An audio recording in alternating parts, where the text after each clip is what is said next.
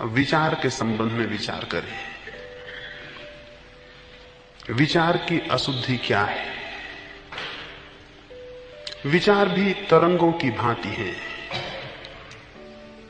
और विचार भी मनुष्य के चित्त पर अपना प्रभाव शुभ या अशुभ के लिए छोड़ते हैं। जो व्यक्ति जिन विचारों से आंदोलित होता है उसका व्यक्तित्व वैसा ही निर्मित हो जाता है। जो व्यक्ति जिन विचारों से आंदोलित होता है उसका व्यक्तित्व वैसा ही निर्मित हो जाता है। जो व्यक्ति सौंदर्य का विचार करेगा, जिस व्यक्ति की चेतना निरंतर सौंदर्य के निकट चिंतन और मनन करेगी, उसके व्यक्तित्व में एक सौंदर्य का जन्म हो जाना बिल्कुल स्वाभाविक है। जो व्यक्ति शिवत्व के संबंध में, शुभ के संबंध में विचार करेगा और उसकी चेतना उस केंद्र पर परिभ्रमण करेगी, उसके जीवन में शुभ का पैदा हो जाना आश्चर्यजनक नहीं है। जो सत्य का चिंतन करेगा, सत्य का मनन करेगा, उसके जीवन में सत्य का अवतरण हो जाना सहज संभव है।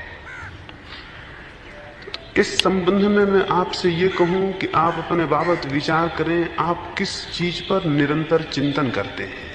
किस चीज के संबंध में आप निरंतर चिंतन करते हैं? हम में से अधिक लोग या तो धन के संबंध में विचार करते हैं, या यश के संबंध में विचार करते हैं, या काम के संबंध में विचार करते हैं। चीन में बहुत समय हुआ एक राजा हुआ। वो अपने समुद्र तट के राज्य की सीमा को देखने गया। वो अपने वजीर को भी साथ ले गया था। वे दोनों पहाड़ की चोटी पर खड़े होकर दूर तक फैले समुद्र को देखने लगे।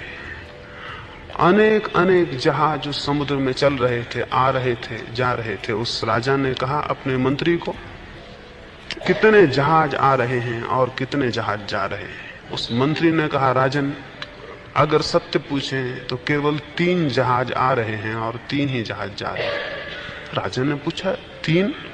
अनेक दिखाई पड़ते हैं, क्या तुम्हें दिखाई नहीं पड़ते? उसने कहा, मैंने 3 ही जहाज जाने हैं। एक यश का जहाज है, एक धन का जहाज है, एक काम का जहाज है, और इन 3 जहाजों पर सबकी यात्रा चलती है।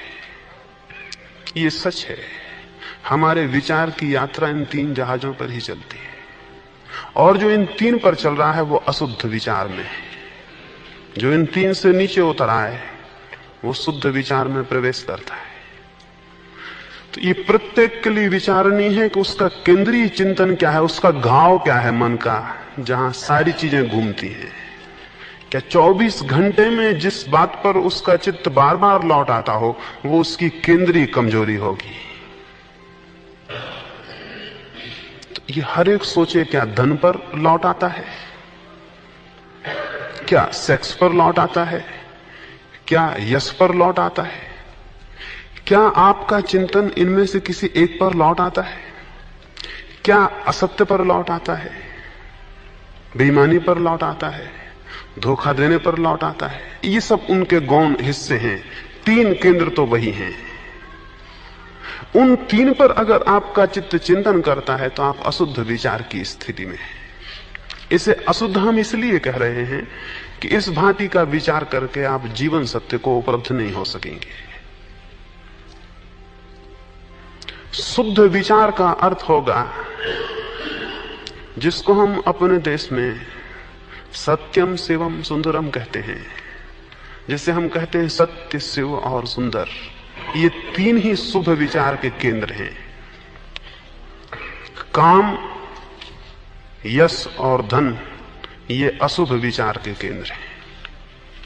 सत्य, शिव और सुंदर ये शुद्ध विचार के केंद्र हैं।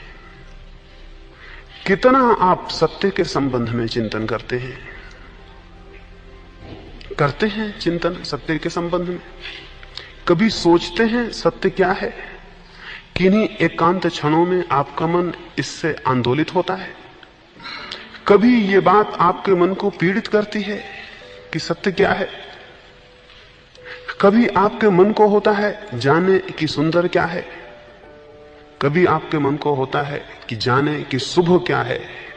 अगर ये विचार आपके मन को आंदोलित नहीं करते हैं तो आपकी विचार स्थिति अशुद्ध है, और उस अशुद्ध विचार स्थिति में समाधि में प्रवेश नहीं होगा। अशुद्ध विचार बाहर ले जाता है और शुद्ध विचार भीतर लाता है। अशुद्ध विचार की दिशा बहिर्गामी है और अधोगामी है, और शुभ विचार या शुद्ध विचार की दिशा अंतर्गामी है और ऊर्ध्वगामी है। ये असंभव है कि